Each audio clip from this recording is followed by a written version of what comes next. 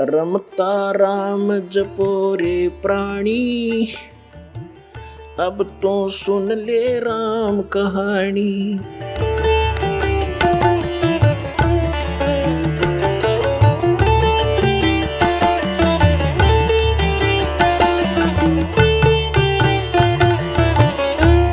परमात्मा क्या याद दिलाते हैं कि जाटी पूजे पीपल पूजे और सिर तुलसा के हो और दूध पूत में खैर राखिए, न्यो पूजू हो तो जांडी पूजे और पीपल में पानी चढ़ावे और फिर तुलसी माता ने पूजे। और उनको किस लिए पूज रही हूं कि मेरे दूध पूत में खैर राखिए। बता अकल देखो हमारी। ये हमारे धर्म गुरुओं की गाइडलाइन थी हमारे को। ये शास्त्र विदिता का मनमान्य साधना करवा के सारे भूत बनवा दिए। फिर क्या बताते हैं परमात्मा, जीवित बाप के लट्ठम लट्ठा और मुए गंग पुचैया, और जब आवे आसुज का महीना और वो कौवा बाप बनैया रे बोड़ी सी दुनिया। सतगुरु बिन कैसे सरिया। जैसे जीवित बाप के साथ तो खेचा तानी रखे नकम्मी आत्मा है, और मरने के बाद फिर उसकी गति के लिए चलेंगे कहाँ से। देखो पुण्यात्माओं, ये हमारे धर्म गुरु कहाँ से गति कराने लगते हैं मृत्यु के उपरांत। पहले तो यूं कहेंगे कि अस्थि उठाओ और गंगा में प्रवाह कराओ, इसकी गति हो जाएगी। अच्छा क्या करते हैं, एक व्यक्ति नाम ना ले हुआ था, उसकी पत्नी ने नाम ले रखा था। वैसे उसका अपनी पत्नी को मना नहीं करता था, ज्ञान से बहुत कुछ परिचित भी था, लेकिन उसके सामने एक बात आती कि मेरा पिताजी की मृत्यु होगी और मैं यदि गंगा में अस्थि नहीं डालकर आया तो फिर मेरी आत्मा नहीं मानेगी, तो मैं इसलिए नाम नहीं लूं। एक दिन वो बता रही थी उसकी पत्नी कि मेरे तायसरे की मृत्यु होगी, यानी उसके ताऊ की।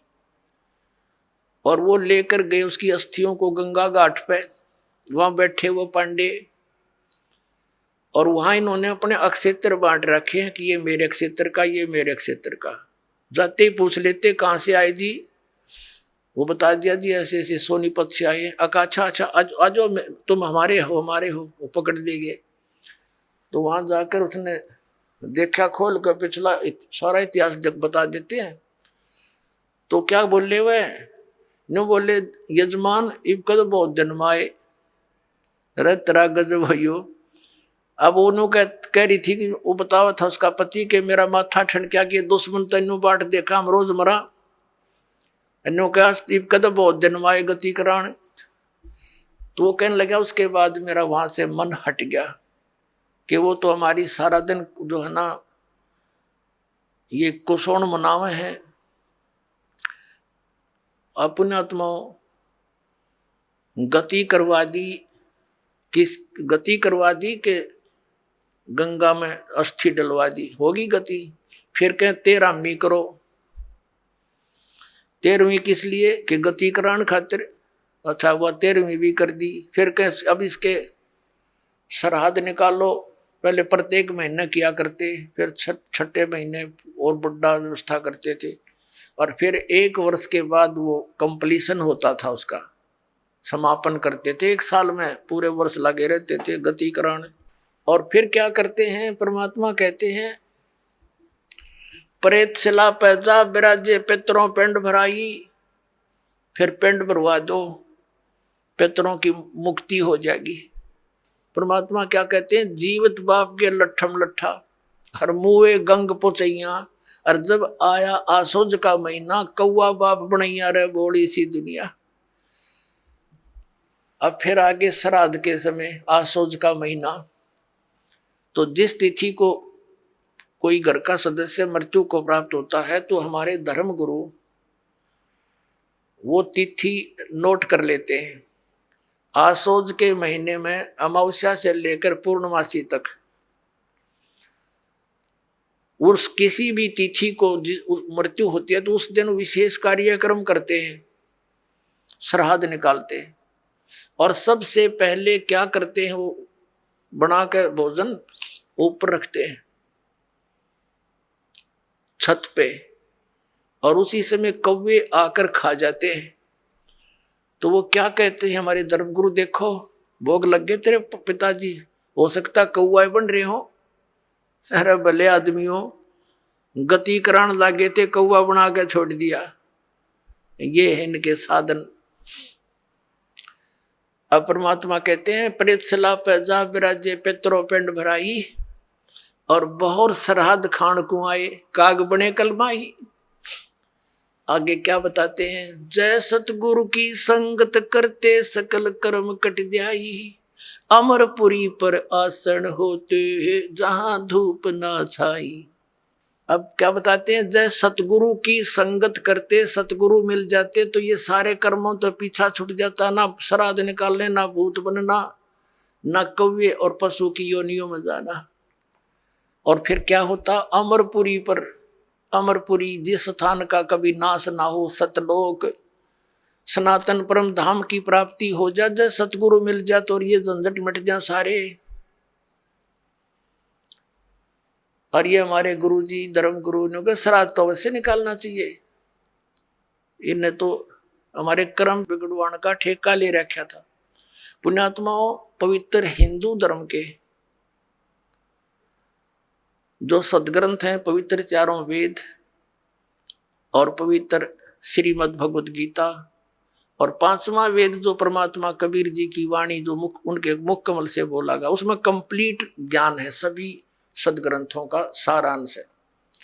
वो तो इनके हाथ नहीं लगा, क्योंकि उन्होंने इन संस्कृत के ज्ञाताओं ने वो तो रिजेक्ट कर रखा था। कबीर साहब की वाणी तो एक अशिक्षित की वाणी है, इस करके वो हमारे पास, हमारे तक नहीं आने दिया। तो इनमें जो पुराण है, ये पुराण क्या चीज है, ये चारों वेद, उन चारों वेदों का सारांश श्रीमद् भगवत गीता। लेकिन श्रीमद् भगवत गीता में कुछ अटकल युद्ध कराने के लिए इस काल भगवान ने लगाई है, वो अलग से दिखाई देती है। और जो वेदों से मेल खाता वो गीता जी का ज्ञान खरा है, बिल्कुल सत्य है, क्योंकि वो वेद ज्ञान गॉड गिवन है, परमात्मा का दिया हुआ है। तो हमने परमात्मा के आदेश का पालन करना है। और पुराण क्या है, ये ब्रह्मा जी द्वारा दिया गया ज्ञान, ब्रह्मा जी से सुना, फिर कुछ अन्य ऋषियों ने किसी और से सुना हुआ ज्ञान, वो सब खिचड़ी बना के पुराण बना दी। अब वेदों में इन श्राद्ध आदि कर्म कांड का निषेध है, और गीता जी में निषेध 9वें अध्याय के 25वें श्लोक में स्पष्ट किया है, भूत पूजने वाले भूत बनेंगे। ये देखिएगा श्रीमद् भगवत गीता, गीता प्रेस गोरखपुर से प्रकाशित है, जयदयाल गोविंद का इसके अनुवादक है। अध्याय नंबर 9 का ये है, अध्याय नंबर 9 श्रीमद् भगवत गीता, श्लोक नंबर 25।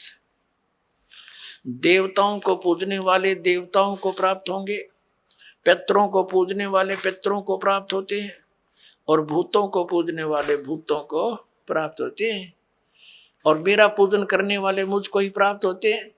अब ये श्राद्ध कितना आगे फिर, अब आपको दिखाते हैं एक झलक पुराणों में क्या लिखा है। एक मार्कंडे पुराण है। एक रुचि नाम के ब्राह्मण थे, ऋषि, और उसने वेदों को समझा पढ़ा, ये ज्ञानी आत्मा थे कि मनुष्य जीवन केवल मोक्ष प्राप्ति के लिए प्राप्त होता है। इसलिए उसने ना तो विवाह कराया, ब्रह्मचारी पद पर रहते हुए 40 वर्ष की उम्र होगी थी, और अपना जंगल में वन में रहता था, कोई मकान झोंपड़ी भी नहीं डाल रखी थी। ये सोच करके मोक्ष प्राप्ति करानी है, क्या संग्रह करना है, 2 दिन का जीवन है। अब वो वेदों अनुसार साधना कर रहा था, रुचि ऋषि, और उसके जो पिताजी, दादाजी, परदादाजी, चौथा दादाजी वो मर चुके थे, वह भूत बन रहे थे, और वह भी ऋषि थे, ब्राह्मण थे, उनने भी ये कर्म कांड करे और करवाए थे, तो भूता बनेंगे वह। तो वो चारों दिखाई दिए और कहा, बेटा तूने विवाह क्यों नहीं करवाया, विवाह करवा के तुम हमारा श्राद्ध करता है। और हमारी गति हो जाती। अब रुचि कहने लगा कि पितामहो, वेद में तो ये मना कर रखा है, ये श्राद्ध श्रुद्ध निकालना, ये कर्म कांड करना, ये तो मूर्खों का मार्ग है। और वो पितर भी कहते हैं बेटा है तो ऐसा ही, इसमें कोई संदेह नहीं, मिथ्या नहीं है, सच्चाई है। लेकिन हमारा क्या होगा, एक तुम बाढ़ में जाओ, थारा क्या होगा, आप मरे, अरे पुत्र और मरवाने के लिए तैयार करे। या देखो मार्कंडे पुराण, ये गीता प्रेस गोरखपुर से प्रकाशित है। गीता प्रेस गोरखपुर से प्रकाशित है। ये गीता प्रेस गोरखपुर से प्रकाशित है। ये 242 पृष्ठ पे संक्षिप्त मार्कंडेय पुराण, रोचे मुनि की उत्पत्ति कथा। मार्कंडेय जी कहते हैं कि ब्राह्मण, पूर्व काल की बात है, प्रजापति रुचि ममता और अहंकार से रहित इस पृथ्वी पर विचरते थे। उन्हें किसी से भय नहीं था, वे बहुत कम सोते थे। उन्होंने न तो अग्नि की स्थापना की थी, न अपने लिए घर ही बना रखा था। वे एक बार भोजन करते और बिना आश्रम के ही रहते थे। उन्हें सब प्रकार की आसक्तियों से रहित एवं मुनिवर्ती में देख उनके पितरों ने उनसे कहा, ये देखिए चारों आगे भूत बन रहे, ये देखो, ये रुचि ऋषि है, ये इनके पहले बने हुए वो पंडित जी सारे भूत पूज का भूत बन गए। अब ये दिख गए इसने सारे इकट्ठे। पितर बोले बेटा, विवाह स्वर्ग और अपवर्ग का हेतु होने के कारण एक पुण्यमय कार्य है। ये तो इन पितरों के वचन हैं, ये तो पितरों के वचन है जो अपनी सलाह दे रहे हैं। अब देखना, उसे तुमने क्यों नहीं किया। ग्रस्त पुरुष समस्त देवताओं, पितरों, ऋषियों और अतिथियों की पूजा करके पुण्यमय लोकों को प्राप्त करता है। वह सभा के उच्चारण से देवताओं को शब्दा शब्द से पितरों को तथा अन्नदान बलि वैष्णदेव आदि से भूत आदि प्राणियों एवं अतिथियों को उनका भाग समर्पित करता है। बेटा, हम ऐसा मानते हैं कि गृहस्थ आश्रम को स्वीकार न करने पर तुम्हें इस जीवन में कलेश पर कलेश उठाना पड़ेगा तथा मृत्यु के बाद और दूसरे जन्म में भी कलेश ही भोगना पड़ेगा। रुचि ने कहा, पितरगण, परिग्रह मात्र ही अत्यंत दुख एवं पाप का कारण होता है तथा उसे मनुष्य की अधोगति होती है, उससे मनुष्य की अधोगति होती है। यही सोचकर मैंने पहले स्त्री संग्रह नहीं किया। अब यहां देखो, पितर बोले बेटा, जितेंद्रिय होकर आत्मा का प्रक्षालन करना उचित है, किंतु तुम जिस मार्ग पर चल रहे हो वह मोक्ष मार्ग है।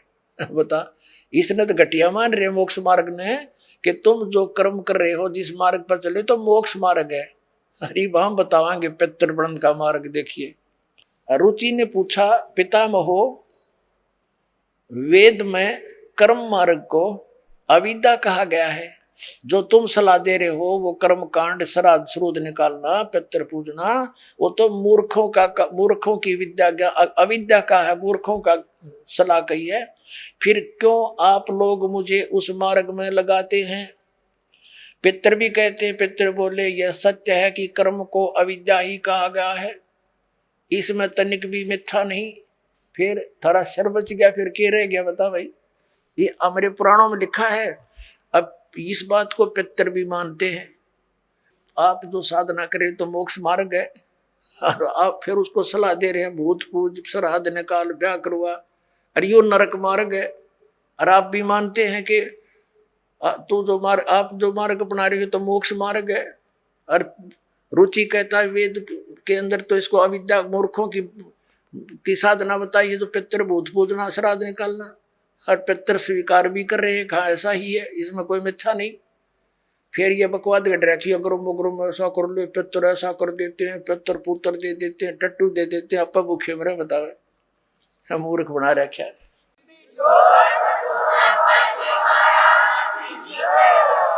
आप सुन रहे थे जगत गुरु तत्वदर्शी संत रामपाल जी महाराज जी के मंगल प्रवचन। अधिक जानकारी के लिए विजिट कीजिए हमारी वेबसाइट www.jagatgururampalji.org।